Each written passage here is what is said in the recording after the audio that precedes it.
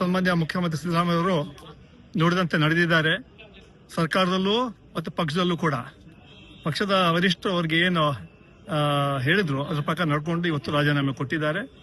ಈಗಾಗಲೇ ಒಂದು ವರ್ಷ ಹೇಳ್ತಾ ಇದ್ರು, ಮುಖ್ಯಮಂತ್ರಿಗಳು ಹೇಳ್ತಾ ಇದ್ರು, ರಾಹುಲ್ ಗಾಂಧಿ ಅವರು ಹೈಕಮಾಂಡ್ ಏನ್ ಹೇಳಿದ್ರು ಅದನ್ನ ಮಾತು ನಾನು ಕೇಳ್ತೀನಿ, ನನಗೆ ಅವಕಾಶ ಮಾಡಿಕೊಟ್ಟಿದ್ದಾರೆ, 8 ವರ್ಷ ಮಾಡಿಕೊಡಿ ಮಾತನ್ನ ಹೇಳಿದ್ರು.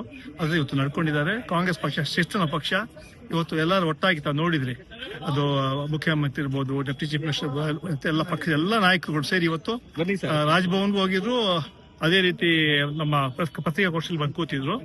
ಆ ಹಿನ್ನೆಲೆಯಲ್ಲಿ ಇವತ್ತು ಮತ್ತೆ ತೀರ್ಮಾನ ಆಗತ್ತೆ. ಇವತ್ತು ಡೆಲ್ಲಿಗೆ ಹೋಗ್ತಾರೆ, ಬಂದ್ಮೇಲೆ ಮೀಟಿಂಗ್ ಆಗತ್ತೆ. ನಂತರ ಪಕ್ಷದ ವರಿಷ್ಠ ತೀರ್ಮಾನ ತಗೊಳ್ತಾರೆ ಯಾರು ಮುಖ್ಯಮಂತ್ರಿ ಆಗಬೇಕು. ರಾಷ್ಟ್ರ ರಾಜಕಾರಣದಲ್ಲಿ ಅವ್ರಿಗೆ ಅವ್ರನ್ನ ಒತ್ತಾಯ ಕೂಡ ಮಾಡಿದ್ದಾರೆ ಹೈಕಮಾಂಡ್. ಆದ್ರೆ ಸದ್ಯಕ್ಕೆ ಅವರು ನಾನು ರಾಷ್ಟ್ರ ರಾಜಕಾರಣಕ್ಕೆ ಹೋಗೋದಿಲ್ಲ ಹೇಳೋ ಮಾತು ಹೇಳಿದ್ದಾರೆ. ಅದು ಕೂಡ ಪಕ್ಷಕ್ಕೆ ಅವ್ರು ಬೇಕಾಗಿದ್ದಾರೆ. ಯಾಕಂದ್ರೆ ಮುಂದೆ ಎಲೆಕ್ಷನ್ಸ್ಗೆ ಅವರ ಶಕ್ತಿ ಬೇಕಾಗಿದ್ದಾರೆ. ಹಿನ್ನೆಲೆಯಲ್ಲಿ ಅವರಿಗೆ ಅವರು ನಾನು ಆಕ್ಟಿವ್ ಆಗಿದ್ದೀನಿ ಹೇಳೋ ಮಾತು ಈಗಾಗಲೇ ಹೇಳಿದ್ದಾರೆ. ಯಾವ ಕಾರಣಕ್ಕೆ ರಾಜಕಾರಣ ದೂರ ಇರಲ್ಲ, ಹೋರಾಟಗಳು ಮಾಡ್ತೀವಿ. ಯಾವ ಕೋಮೋದಿ ಶಕ್ತಿಗಳ ವಿರುದ್ಧ ಹೋರಾಟ ಮಾಡ್ತೀನಿ, ಸಂವಿಧಾನ ವಿರುದ್ಧ ಶಕ್ತಿಗಳ ಕೂಡ ನಾನು ಹೋರಾಟ ಮಾಡಿದ್ದೀನಿ ಅಂತ ಮಾತನ್ನ ಇವತ್ತು ಅವ್ರು ಹೇಳಿದ್ದಾರೆ. ಅದಂತೆ ನಡ್ಕೊಳ್ತಾರೆ. ಅಧಿಕಾರದಲ್ಲಿದ್ದಾಗ ತಮ್ಮ ಮತ್ತು ಅವರ ಮಧ್ಯೆ ಬಹಳಷ್ಟು ಒಳ್ಳೆ ನಾವೆಲ್ಲ ಪಕ್ಷದ ಕಾರ್ಯಕರ್ತರಾಗ್ಬೋದು, ಮುಖಂಡರಿರ್ಬೋದು, ಮುಖ್ಯಮಂತ್ರಿ ಇರ್ಬೋದು, ಡೆಪ್ಟಿ ಡಿ.ಕೆ. ಶಿವಕುಮಾರ್ ಇರ್ಬೋದು, ನಾವೆಲ್ಲ ಒಬ್ಬ ಪರಿವಾರ ತರ ನಾವಿದ್ವಿ. ಯಾವತ್ತೂ ಕೂಡ ನಮ್ಮ ಸರ್ಕಾರದ ಸಾಧನೆಗಳು ಪಕ್ಷಕ್ಕೆ ಶಕ್ತಿ ಕೊಡುವಂತ ಕೆಲಸ ನಾವೆಲ್ಲ ಒಟ್ಟಾಗಿ ಮಾಡಿದ್ವಿ.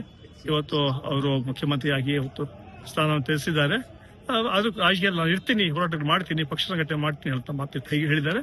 ಅವರಿಗೆ ಧನ್ಯವಾದಗಳನ್ನು ಅಭಿನಂದಿಸ್ತೀನಿ.